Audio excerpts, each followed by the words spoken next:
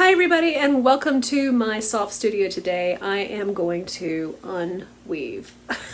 The colors that are on my loom right now are just, the truth is they just happen to be some that I'm just not crazy about. And I feel like the Lord is teaching me to really pay attention to when I'm in the flow and when I'm not. And this project feels very much like a knot.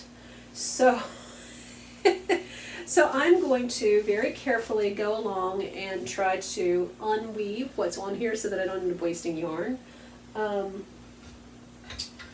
which is not going to be the easiest thing, I can see that already. So I went ahead and took the warp off of the loom, the warp that I didn't like, and I was able to get it off, most of it without wasting a lot of yarn, which is really cool. But the beauty of weaving is that you can even use little pieces of yarn in the weft and just weave it in, and that's part of the fun of it. That's part of what I enjoy about it. But on as a last resort, you can also take waste yarn and make dryer balls and felt them up. I mean, these aren't really all that felted, but I have 20 dryer balls in the dryer just because it makes me so happy. It makes the clothes dry faster, I think, and it also it makes them softer. It's like having a softener in the dryer. Love it. Ella loves it too. So nothing was wasted, and I think let's just move on and see about starting a new project. This is how this process works for me. It's always just kind of trial and error, which I am fine with.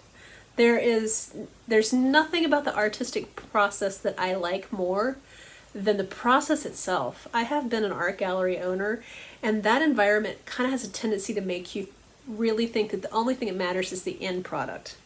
That's not true. The process is very important. There's so much life in that process, and I really love it. And it is a way, and what I'm learning is to try to be in the flow in that process and to let it do some unexpected things, just to see, who knows where this is going. It doesn't really matter. It's just part of the journey. Okay, one of the things that I do when deciding on the colors for a project that I'm going to do is that I just spend some time just looking at the yarn, and eventually something will start to and see, here's where the words fail me. Some people would ouch, ugh. Reading glasses with the little pads on them are brutal. Okay, so something on the wall will begin to speak to me, and it doesn't speak to me. Some people will use the word vibrate. Something will vibrate to them. Or, I don't even know how to say, but there's something on the wall here that is especially pretty to me right this moment. And so I'm going to show you how this process unfolds for me, because it really is a process. And since I already know the color of the item, I'm going to change the color. I'm going to change the color of the lighting, okay? So it's not even visible. I only know it's here because I'm the one that put all this yarn here.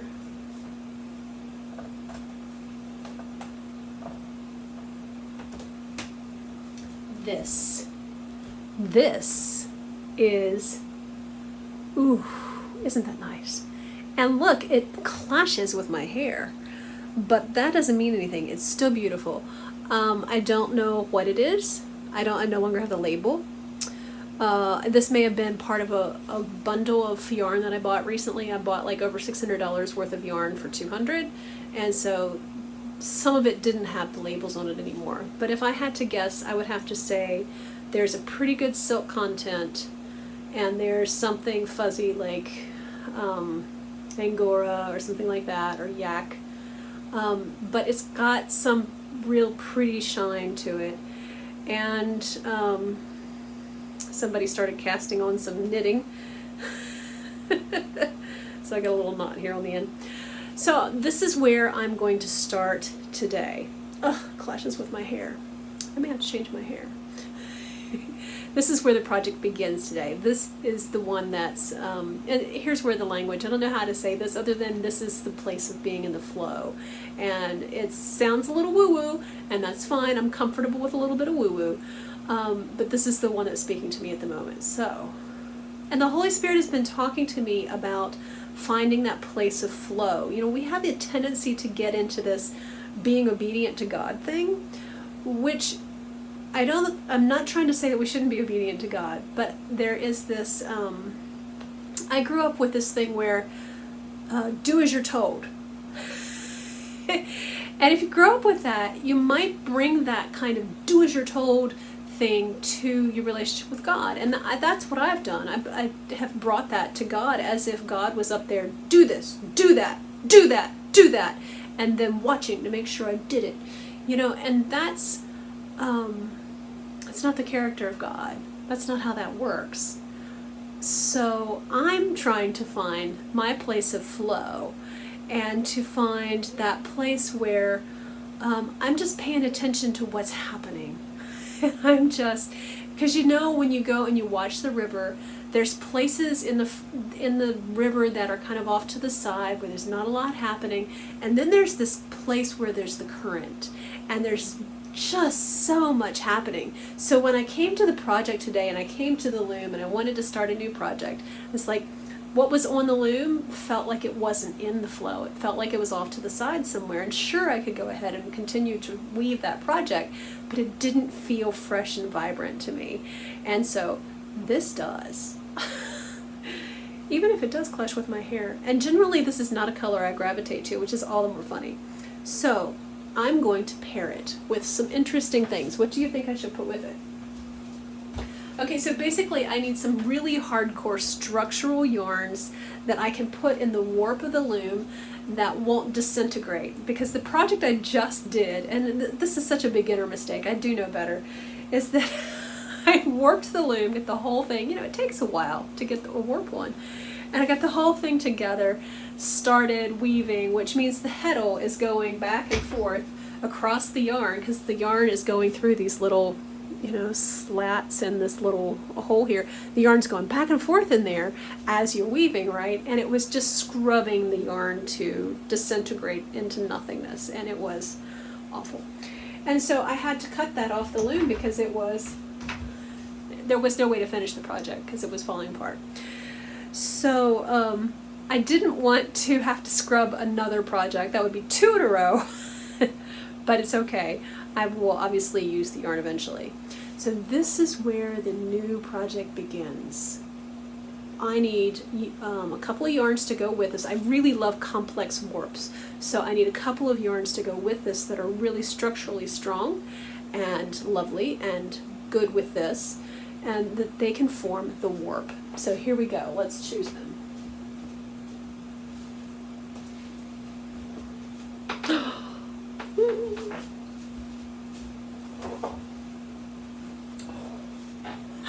Screamy, right? Isn't that cool? All right. I don't know.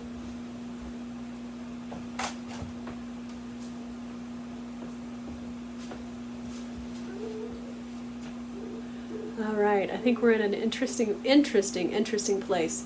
Okay, now this is a variegate that has a little touch of green in there.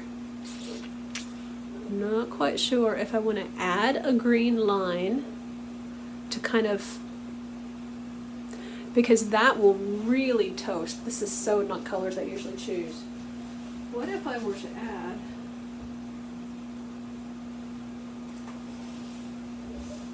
oh my gosh, you guys, it's like Christmas.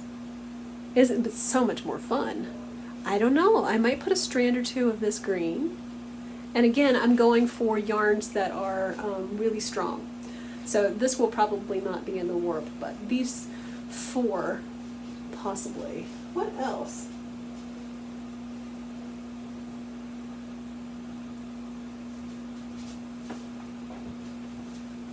I don't know why, but that is really jumping out at me as well. Okay, so I think this is where we're going to begin. Yeah, This is where we're going to begin with the warp. So let's see what happens. Yeah, so not my usual combination at all, but look at that. Just look at that. Now these are primarily for the value. This is a real good intense dark. And